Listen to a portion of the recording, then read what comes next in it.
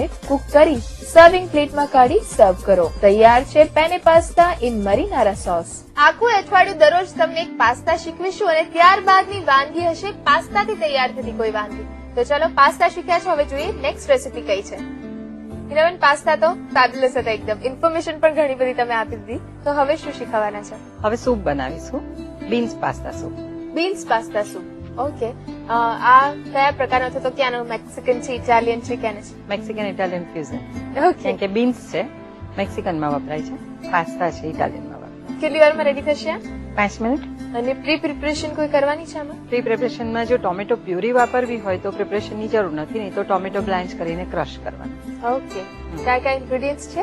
ઇન્ગ્રેડિયન્ટમાં tomato crush લઈએ છીએ, pasta કોઈ પણ નાની સાઈઝના લેવાના છે, beans, cheese, salt, pepper, oregano, olive oil, garlic, onion. Okay, તો ચાલો સ્ટાર્ટ કરી દઈએ. પહેલા પેન ગરમ કરવા મૂકીએ. Again olive oil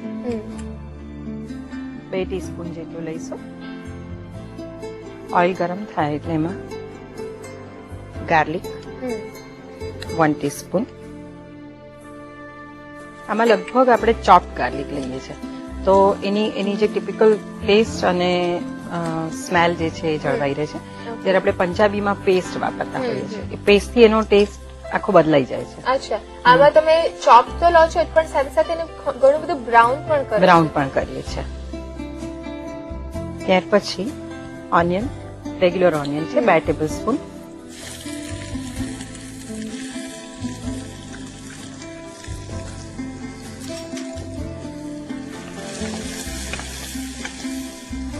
carrots, ગાજરના pieces કરેલા છે એ લઈશું 2 ટેબલ સ્પૂન જેટલા.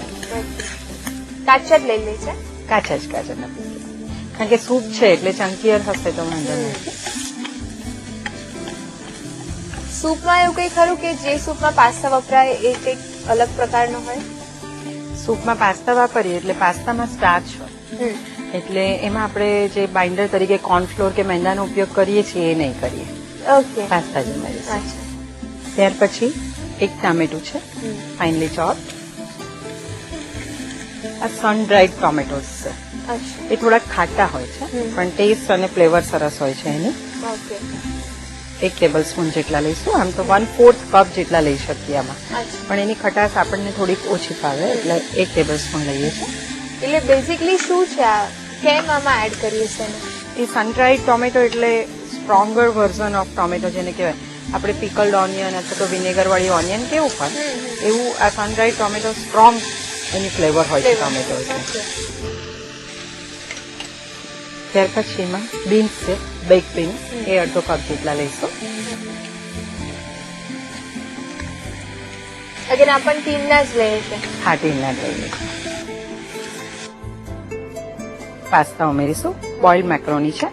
આના સિવાય તમે ઓર્ઝો અને એનલી એવી રીતે જે ઝીણા પાસ્તા આવે છે નાના શેપના, એ પણ વાપરી શકો. ઓકે,